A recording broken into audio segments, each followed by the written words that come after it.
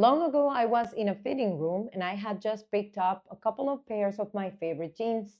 They were size 2, like always. I tried them on and they wouldn't even go past my hips. I asked for a size 4 and still didn't fit. I asked for a size 6 and the zipper barely closed. I stood there in the mirror and I just went like, what's happening to me? I ran home and got on the scale and it confirmed what I was too scared to admit. I had gained almost 40 pounds in 3 months. And I hadn't even noticed because I wasn't measuring anything. That scale taught me one of the most important principles I live by now. We can't change what we cannot measure.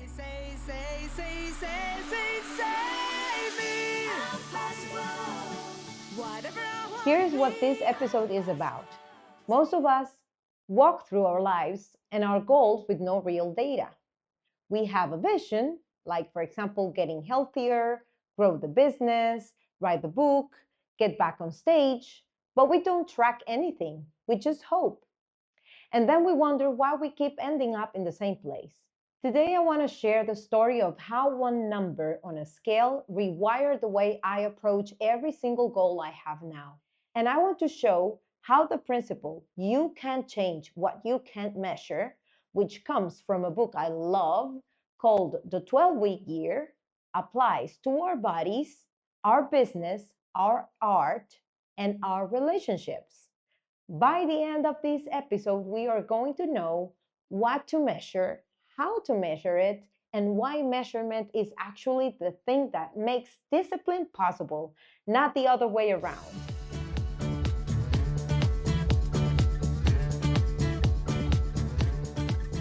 Let me take us back. I was in my late 40s. I had a vision hidden deep in my heart. 2 things, actually. 1, I wanted to get back on stage and record more songs. 2, I wanted to get to my 60s healthy, fit, and honestly shredded. That was the word I used with myself. And I wanted to be strong and athletic at 60. But I wasn't doing anything about either of those visions. I was just, running the household, running the company, making sure everyone was okay. And when my days were full on other people's needs, it's really easy to tell ourselves, I'll start next month. I'll start when things calm down. Now let me tell you what I figured out later, because this one is almost funny. Those size 2 jeans I was wearing every day, they had been stretching on me for months. I was so confident I was still a size 2 that I didn't even look in the mirror. The jeans were lying to me, or more accurately, I was lying to myself, and the jeans were covering for me. I'll be honest, when I got home and stepped on that scale and saw the number, I was shocked. Not just at the number, I was shocked that I hadn't noticed. How do you gain 40 pounds and not notice? And I did it because I was not looking. I did it because I was not measuring, not keeping track. So I went to a nutritionist here in my city, someone very respected, and she did something that changed my life. She measured everything, not just my weight. She measured my visceral fat, my muscle mass, my hydration, my metabolic age, and one of those readings said something that stopped me cold. According to my visceral fat index, I was classified as obese, and my biological age was 3 years older than the actual age back then. 3 years older, at an age where every year already matters. That was the first time I understood what this book, The 12-Week Year, calls the anchor of reality. Measurement is the anchor that tells us where we actually are, not where we think we are or where we hope we are, where we really are. And without that anchor, we drift, and we don't even know we are drifting.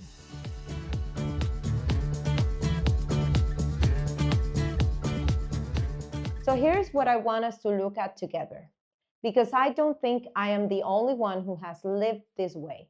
And I think a lot of us do. The first mistake we make is this: we have a vision, but no clear measurable goal. I want it to be healthy, but what does healthy mean? What's the number? What's the data? What's the date? If we can't answer that, we are not really chasing a goal. We're just wishing. The second mistake is we don't know what to measure. And this one is very important. Some of us have never been taught this. It's not that we are lazy or undisciplined. We just don't know which number matter. When I first started, I thought weight was the only number. But weight lies sometimes. The real numbers were visceral fat, muscle mass, how much water I was drinking, how many steps I was taking, whether I was getting enough protein, how I was sleeping, and all of that. The third mistake, and this one is the one that really humbled me, is thinking a transformation is a project with a finish line. I lost 25 pounds with that first nutritionist and I felt amazing. And then the pandemic hit. And I stopped measuring. I stopped logging my meals. I thought, I've got this. I know how to eat. I'm in control. And everything collapsed. Slowly, quietly, the weight came back. They call this reaching a plateau. But I want to be honest. For me, it wasn't really a plateau. It was me going blind again because I stopped tracking. I stopped seeing. I stopped adjusting. And if we can't see what's happening, how can we change it? The fourth mistake is avoidance. Some of us avoid measuring because we are scared of what the numbers will tell us. And I get that. But here's what I've learned: the number is never as scary as staying in the dark. This can feel heavy, I know. Measuring feels like admitting something. Admitting that we've been drifting, admitting that we are further behind than we thought. But stay with me, because what's coming next is the part that actually changed my life. So we've named the trap: vision without measurement is just a wish. And we've named the mistake: thinking the work has a finish line. After the break, I'm going to walk us through the exact shift that turned measuring from something I dreaded into the thing that fuels my discipline. And I'll show you how this applies to way more than just a fitness goal.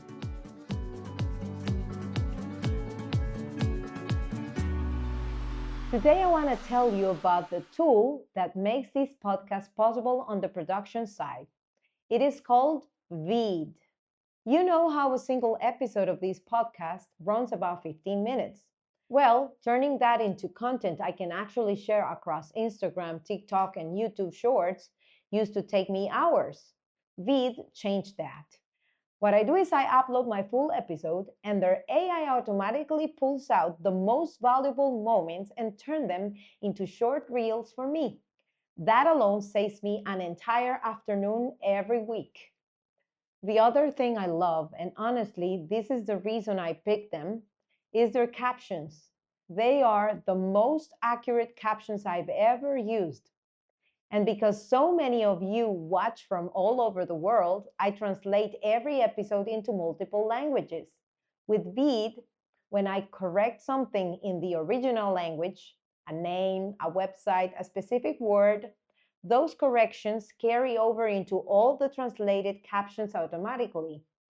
I have not found another tool that does that as cleanly. So if you create content, if you have a podcast or run a business and want to share videos, Veed is worth trying. Get 50% off the first 3 months using my link in the description below.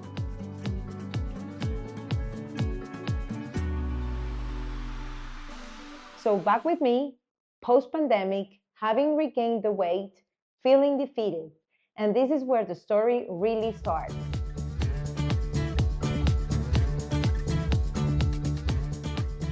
I remember that vision, the 60-year-old version of me, strong, athletic, still on stage, and I thought, I am not letting her go. So I signed up for a custom training program. This was 4 years ago, and I'm not plugging it here. It's just part of the story. A program called rewired for women. And let me tell you what happened, because this is where everything changed for me. Every single week, I had to report in. Not just my weight, I had to send in my measurements like waist, hips, thighs, a qualification of my overall performance that week. How did I feel about what I was doing? Honest feedback on what felt easy and what made me struggle, and a commitment score. On a scale, how committed was I to the meal plan and the workouts? Every single week. And here's what I did not expect. I thought measuring would feel like pressure, like surveillance, like being graded. But it didn't. It felt quite the opposite. Because every week I could see what was working. I could see my pull ups going from 0 to 2 to 5. I could see how much weight I was lifting going up. I could see my legs reaching up higher toward the ceiling while doing leg raises. I could see the inches come off my waist, even when the scale didn't move. And that's when I understood something that I now apply to every single goal I have. Measuring doesn't kill motivation. Measuring creates it. When we see the numbers move even a little, we get this adrenaline rush to keep going. And that rush is what gets us through the weeks we want to quit, because there will be weeks we want to quit. And on those weeks, the numbers are the reasons we don't. So now I want to share the step-by-step of how I do this now with any goal, my body transformation, business, music, anything. Step 1, define the vision clearly enough to measure it. It's not enough to say, I want to be healthy. Instead, I want to lose 30 pounds and gain 10 pounds of muscle mass by December 2026. Do not go by, I want to grow the business. Instead, I want to add 12 new clients this quarter. If we can't put a number on it, we can't measure it. And if we can't measure it, we can't change it. Step 2, pick our lead indicators, the daily actions we control. This is from the 12-week year, and it was revolutionary for me. Lag indicators are the results, the pounds lost, the clients signed. Lead indicators are the things we do every day that cause the result. The workouts, the meals logged, the sales goals, the songwriting sessions. We measure both, but we focus on lead indicators because that's the only part we actually control. Step 3, report weekly. Every week, we sit down and look at it. What did I actually do? What did the numbers say? What surprised me? What do I need to tweak? Maybe more protein? Maybe more sleep? Maybe more water? Or maybe I need to change the tactic entirely. This is the game time adjustment that the book talks about, and it only happens because we measured. Step 4, accept that this never ends.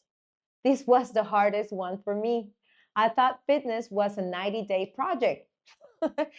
It's not. It's a lifestyle.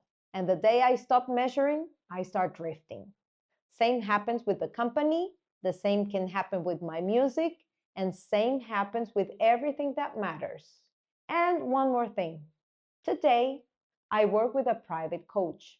Not because I can't do this alone, but because reporting in weekly keeps me honest. That said, I don't want anyone listening to think this only works if you can afford a coach. A notebook works. A spreadsheet works. A family member you highly respect works. The tool or person doesn't matter much, but the habit of looking at the numbers every week is what really matters. Let me say the quiet part out loud. If we really, but really want to succeed at something, measurement is our best friend. Not our boss, not our jailer, our best friend.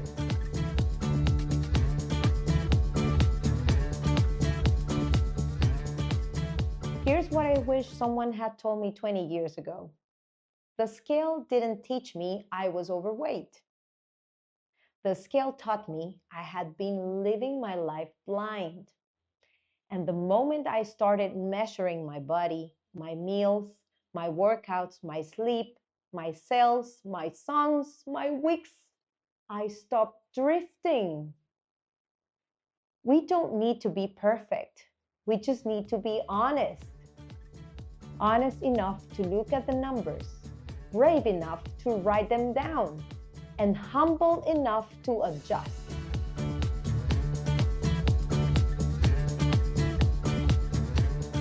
So here's the challenge for this week. Pick one goal we've been saying we want, but have never actually measured. Just one. Maybe it's a fitness goal, maybe it's a business target, maybe it's a creative project we keep putting off. And now write down one number we are going to track every single day for the next 7 days. One lead indicator, something small and doable, like for example, steps walked, minutes practiced, calls made, words written, glasses of water, just one action that can get you closer to that goal. Then on the 7th day, look at it honestly and ask, what is this number telling me about myself?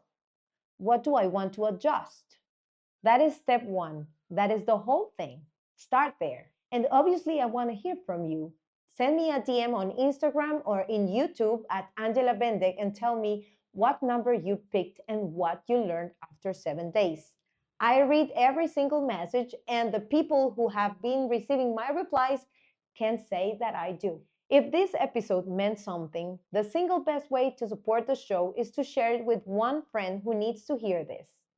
Someone who has been drifting. Someone who has a vision but not a plan. Send it to them and subscribe so you never miss an episode. I want to see you every week. Thanks for being here with me today. And remember, we can't change what we can't measure. So let's start measuring.